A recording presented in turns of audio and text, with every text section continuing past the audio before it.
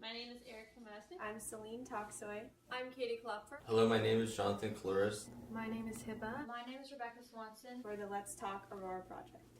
Oral History Project. For the Let's Talk project. Share some of her stories of her life in Aurora. For the Let's Talk Oral History Aurora project. Here's Aurora, full of foofs. Do you know what foofs are? No, You know, I don't.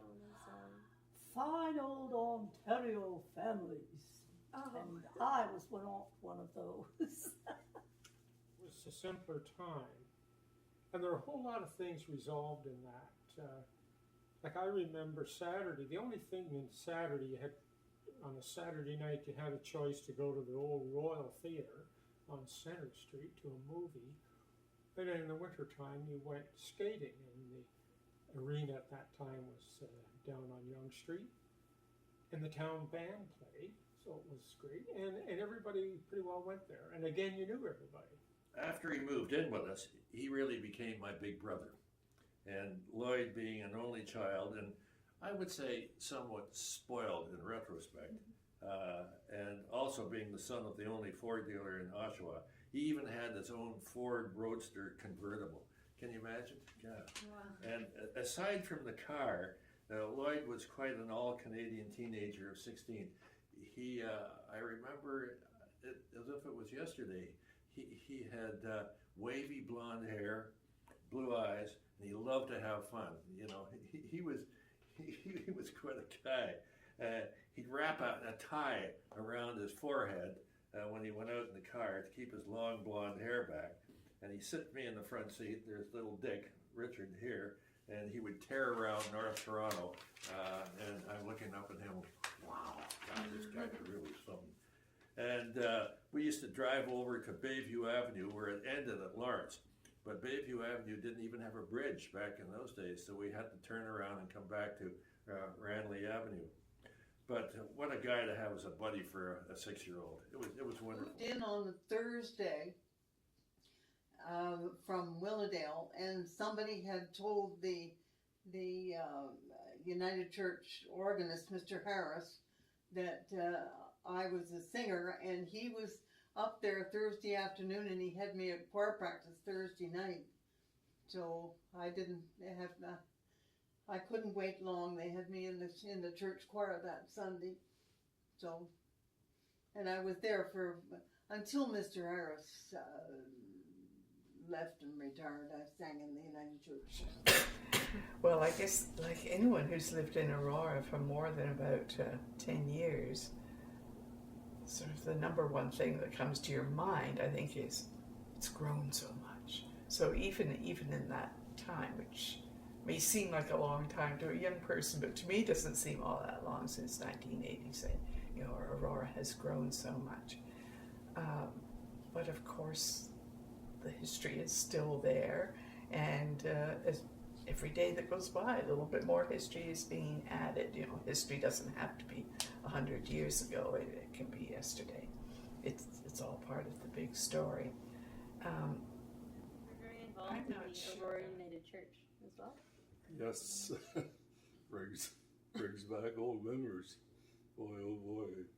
Yes, so when we first came to Aurora in 1931, and of course I was 4 years old, 4 or 5 I guess it was, and my mother and father were United Church people, and they brought us all to the Aurora United Church when in our younger days. And it was a great place, and we met a lot of people, and we really enjoyed ourselves. I have a number of, over the last few months, a bunch of recollections, reminiscences of church, and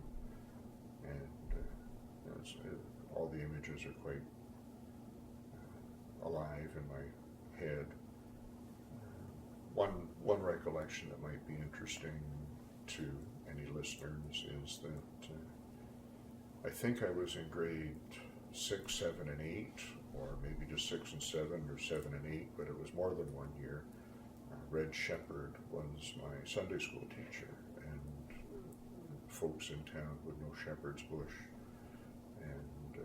and he was probably in his 60s at the time that he took on a small group of boys, grade 7, 8, 6, 7, 8, and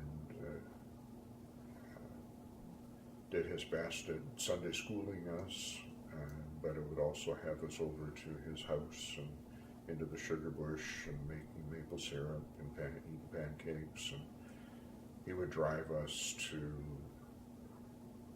I remember going to Point Pelee one time, a carload of boys, or maybe a couple of carloads, and up with people, might have been at the exhibition at the time, but I thought that was quite commendable for somebody as old as he was at the time to be carrying, and it was just full of stories. In fact, people used to call it pregnancy acres instead of Regency acres because everybody was raising a young family, you know, and The soapbox derby, can you tell me about that? You know, we didn't have television and things like that. We never really fun, and this was a real local activity. And there was a chap that had worked for us on the farm that at this point was on the town employment, and Percy, and he was able to control Tyler Street, build a ramp, and the kids made the soapboxes with a lot of help from the fathers, I might say. I know our youngest boy, his soapbox was made basically from the framework of the baby carriage. And then the steering column was a broom handle, and there were straps around that broom handle which gave the steering for the creation. And there was a second boy just down the street, the kids, you know, they knew each other. And one would win one competition, and the other would win the next one. They were, you know, friendly competitors. And there were a few others, of course, that were. But with the ramp at the top of Tyler Street at the south side of where the United Church was, that gave them a fast start. And they went zooming down. And we got a picture of our Gary complete with honky helmet as the driver of his soapbox. And we would put these things in the trunk of the car and compete up in Newmarket. That's a funny story. Sure. Yeah. The next principal we had, George Billings was there 1 year, moved on to Regency. We had another principal, he stayed 2 years, and he moved on to open Aurora Heights Public School. And then another man came, and he stayed for 11 years. And when on his going away party, I don't know how it happened, but anyway, I was to give his leaving address to him for his years of dedication to George Street School. And he was a good sport, so it was all right for me to say, it took us 1 year to get Mr. Billings trained to open the school. It took us 2 years to get the next man trained for Regency, but it took us 11 years to get you trained. And it was a joke, and he took it as a joke, and we all had a good one. Christmas time, they used to have Santa Claus come in for a parade, and he would come in with the horses in a sleigh and park. You know where the United Church burnt down? Yeah. Well, next door to that was a lot, and he would come there, and we children would get a little bag of goodies. And that was sort of special to have Santa Claus come into town. And I remember, and I don't know the year, but it was a jubilee of King George V and Queen Mary. And there was a big deal over in the park. It was a big fair and everything. So that was a big deal for a little girl to come into, you know. So other than that, and then they always had the horse show, but I didn't get into that as a child. Okay. And, So I think that would be the highlights of the childhood. It was the Jubilee and growing up, my grandmother was still living, and she passed away in 1964. And actually, I remember when she was interviewed by the Historical Society. And so somewhere, and somewhere there is a tape of my grandmother being interviewed. And she, I think, shaped a lot of my interest in history, because I grew up asking her about, what was life like in the olden days, as I thought of it. She grew up here, and her family had lived here for several generations. Today Aurora has preserved the Petch log house, which is near the town hall, and some of my ancestors actually built that house. So Wow. they were among the pioneers, and my grandmother had a sense of history and the importance of history, and liked to talk about the olden days. And so she sparked my interest in history. So does that How were help? the roads in town at the time? Well, I remember pretty rough roads, so they weren't paved. Particularly when my father would take the milk truck and he'd come up Bathurst. And isn't it Bathurst that we connect, and then you go into that little snowball area? And I can remember coming across Wellington that was not paved. Or if it was pretty pretty rough, Yonge Street was paved because I was born in 1935, so 34 Yonge Street was paved, and but the other side streets they weren't. So I had a rough ride. So you said you married an Aurora girl. How did you guys meet? Well, we got to go back to Aurora United Church. Margaret and I were members of the Aurora Mission Band, or United Church Mission Band, which was for little wee guys, and that was before school started. So we met there. We used to tie a toboggan behind the car and go up and down the streets, of which you could not do that today for sure. But those are the good times. Going at the Theater Aurora, and Kathy would fall asleep you have to take her to the theater, and even when she was a little baby, and put her in a bench in the little theater at that point, and that's where she'd sleep half the night. Something that in one way hasn't changed and another has is the public library.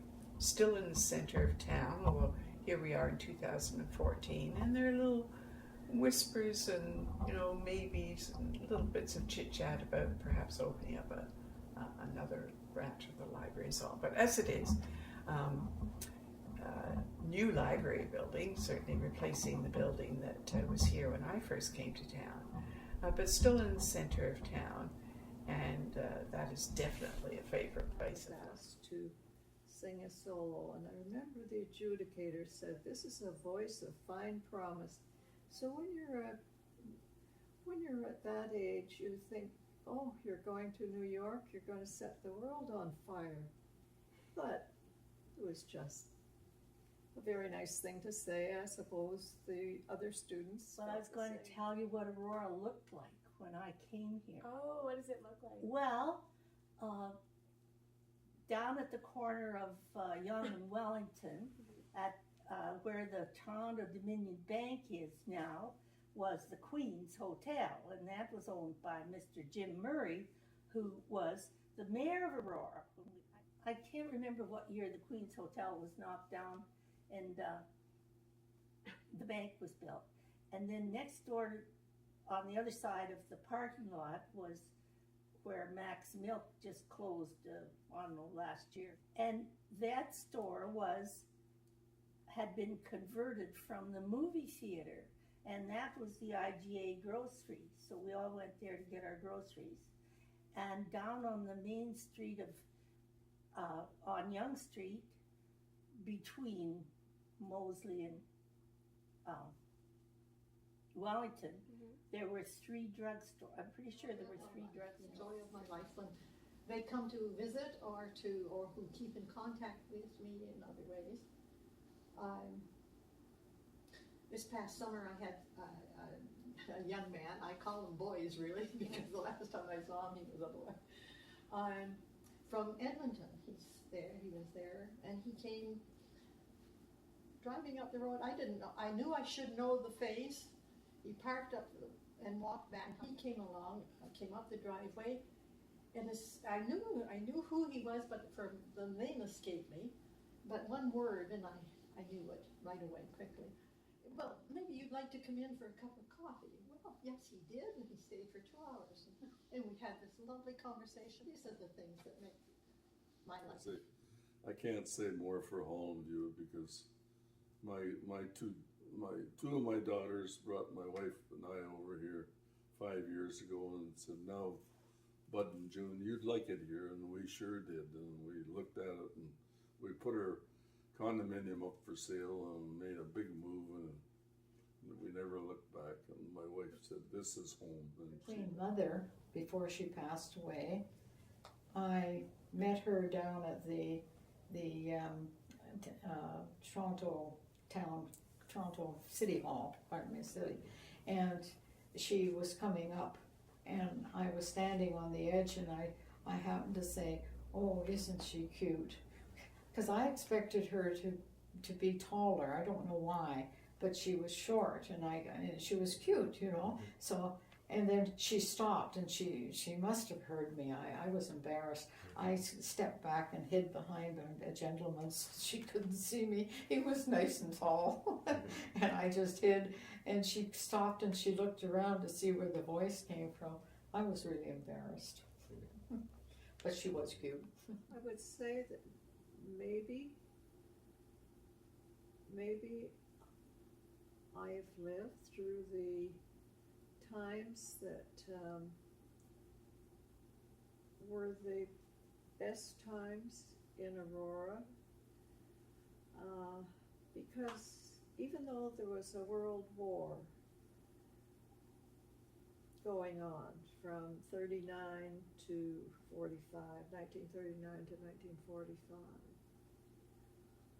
we dealt with that and just made the best of it. We'll talk about, the community is changing, and yes, it is, but as I say, I think there were as many changes that were quite large and quite important in the past, just as there are changes now. And sometimes people become very nostalgic about the small town that was, and it's not a small town anymore, and that sort of thing. But I think while certain things pass away, other good things may happen to replace them. And I think Aurora is still a very good place for people to live. Their experience will be different, but it's it's still a very good place, and I think a very exciting place to be. Right. So like changing for the better. I think so. Yeah.